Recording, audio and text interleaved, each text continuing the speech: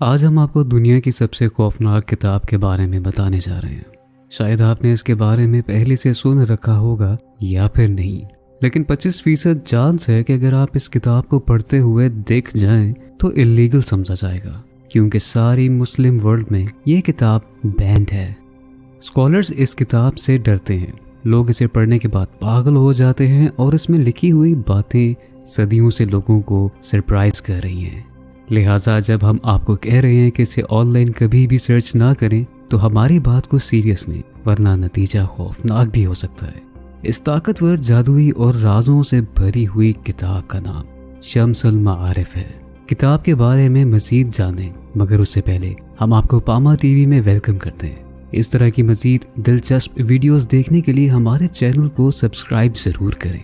چلیے اب ہم اپنے ٹاپک کی طرف واپس چلتے ہیں۔ شمس المعارف کا مطلب ہے علم کا سورج۔ یہ کوئی عام کسی پٹی تاریخی کتاب نہیں ہے، بلکہ بہت ہی دلچسپ اور انفارمیٹیو ہے۔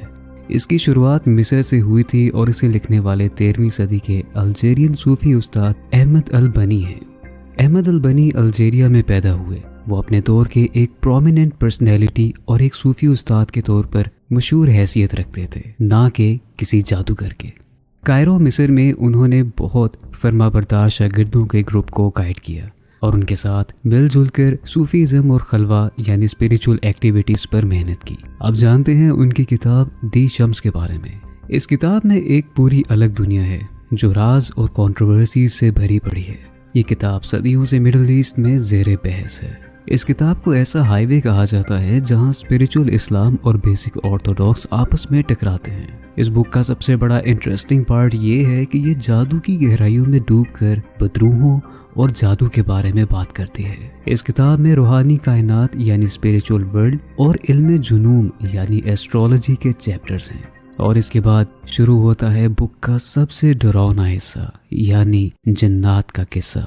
اس کتاب میں شیطانوں اور فرشتوں کے بارے میں ہر چیز کو کور کیا گیا ہے، ان شیطانوں کے ناموں سے لے کر جنہیں حضرت سلیمان نے قابو کیا تھا، فرشتوں کی انسائٹس اور ان کی پرسنالٹی تک سب ڈیٹیل میں موجود ہیں۔ ان کے تعارف کے بعد آپ کو روحوں اور جنات سے بات چیت کرنے کے بارے میں ایک گائیڈ بک ملتی ہے۔ جی ہاں، یہ کتاب آپ کو سکھاتی ہے کہ آپ کیسے جنات سے بات چیت کر کے انہیں قابو میں کر سکتے ہیں۔ ہم یہاں ان کو کنٹرول کرنے کی، اپنی مرضی کے مطابق کام کروانے کی بات کر رہے ہیں۔ یہ بالکل اتنا ہی خطرناک ہے جتنا سنائی دیتا ہے۔ لیکن صرف یہی نہیں، کتاب حروف، اعداد، حتیٰ کہ قرآن کی ورسز کی ایکسپلینیشن کی جادوئی استعمال سے متعلق علم کا ایک خزانہ ہے۔ اگر اس ساری بات کو سمرائز کیا جائے تو یہ عربی زبان کے حروف کا استعمال کرتے ہوئے میجیکل نالج کا ایک انسائکلوپیڈیا ہے۔ اور ہاں، اس میں ایمولیٹس اور چارمز بھی شامل ہیں، یعنی آپ کو یہاں طاقت اور جادو کی بہت سی مختلف شکلیں ملیں گی۔ اب جانتے ہیں کہ اس کتاب پر آخر اتنی کنٹروورسیز کیوں ہیں۔ 14ویں صدی میں ابن خلدون اور ابن تیمیہ جیسے اسکالرز نے البنی کو کرٹیسائز کرتے ہوئے ان کی کتاب کو کالا جادو قرار دیا، جو اسلام میں حرام ہے، کیونکہ یہ کتاب صرف 1-2 پیجز کی نہیں بلکہ کلرفل ٹیبلز، پریئر چارٹس اور اعدادی سائفر سے بھری ہوئی ہے، یعنی وہ سب کچھ جو چھپی ہوئی معنی کو ڈیکوڈ کرنے کے لیے استعمال ہوتا ہے، جو علم الحروف کے نام سے مشہور ہے۔ یہ کتاب آپ کو الفا یا کرپٹوگرام سے بھی انٹروڈیوس کرواتی ہے۔ بنیادی طور پر یہ کتاب آپ کو ایول پاورز کے ساتھ کانٹیکٹ کرنے کے لیے حروف اور اعداد کا استعمال سکھاتی ہے۔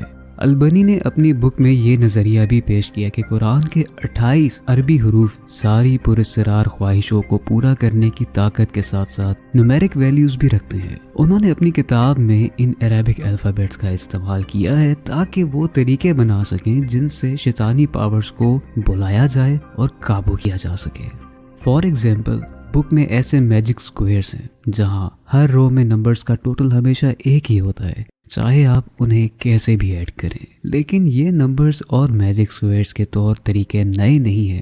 اس کتاب میں بنائے گئے میجک سکوئرز پہلے سے ہی بھارت اور عراق میں موجود تھے، لیکن البنی نے ان کو مسلمان آڈینس کے لیے تبدیل کرنے کا کام کیا تھا، جو کہ ایک بہترین قدم تھا۔ 15ویں صدی تک یہ خیالات اتنے مشہور ہو گئے تھے کہ بھارت کے سپاہی ان نمبر چارٹس کو حفاظتی آثار مطلب اپنی سیفٹی کے لیے پہن رہے تھے۔ وہ سمجھتے تھے کہ ایسے تعویذ پہننے کے بعد وہ ایول پاورز اور بیڈ لک سے محفوظ رہیں گے۔ البنی کی موت کے بعد شمس المعارف نے اپنا سفر شروع کیا۔ یہ اپنے اصل ورژن سے کئی زیادہ بڑی چیز میں تبدیل ہوئی۔ کئی 100 سالوں تک کتاب میں نئے چیپٹرز شامل کیے گئے اور یہ کتاب 40 چیپٹرز تک جا پہنچی۔ یہ ایڈیشن کسی اننون رائٹر نے البنی کے نام پر شہرت حاصل کرنے کے لیے کیے تھے۔ انہوں نے اپنے خیالات کو اس بڑھتے ہوئے صوفیانہ توم میں شامل کیا اور نتیجہ شمس المعارف الکبریٰ یا ایکسپینڈڈ شمس المعارف کی شکل میں آیا۔ دلچسپ بات یہ ہے کہ اس ورژن کی تاریخی کاپی صرف 17ویں صدی میں ظاہر ہونے لگی۔ یہ ایکسپینڈڈ ورژن جادو میں اپنی گہری نالج کے ساتھ ویسا ہی ہے جس کا اردو، ترکش، انڈونیشین اور ہسپانوی میں بھی ترجمہ کیا گیا ہے۔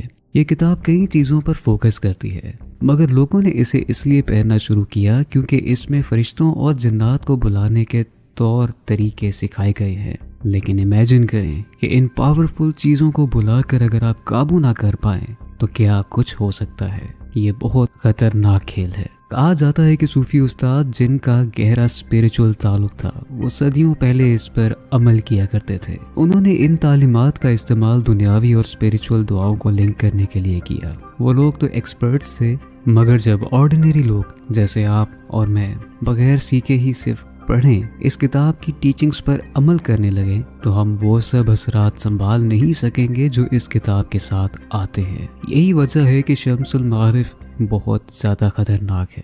اس کتاب کے خوف کا ہمارے دور کے ساتھ بہت زیادہ اور سینسیٹیو تعلق ہے۔ آج کل ہم ہر چیز کے پیچھے لاجک تلاش کرتے ہیں اور ہم صرف ان چیزوں پر بلیف رکھتے ہیں جن کے پاس کسی قسم کا سائنسی ثبوت ہو۔ ہم لوگ کافی پریکٹیکل ہیں، لہٰذا کوئی بھی چیز جس سے جادو یا اسپرٹس کی بو آتی ہو اس کو آج کل لوگ پسند نہیں کرتے۔ 19ویں صدی اور 20ویں صدی میں تصوف اپنی اہمیت کھو بیٹھا تھا اور لوگ زیادہ عقلی تعلیمات کی طرف متوجہ ہو گئے تھے، اور تو اور لوگوں نے جادو پر یقین کرنا چھوڑ دیا تھا۔ کچھ لوگ کہتے ہیں کہ یہ کتاب ڈرامنی نہیں ہے، لیکن ہسٹری ہمیں کچھ اور ہی کہتی ہے۔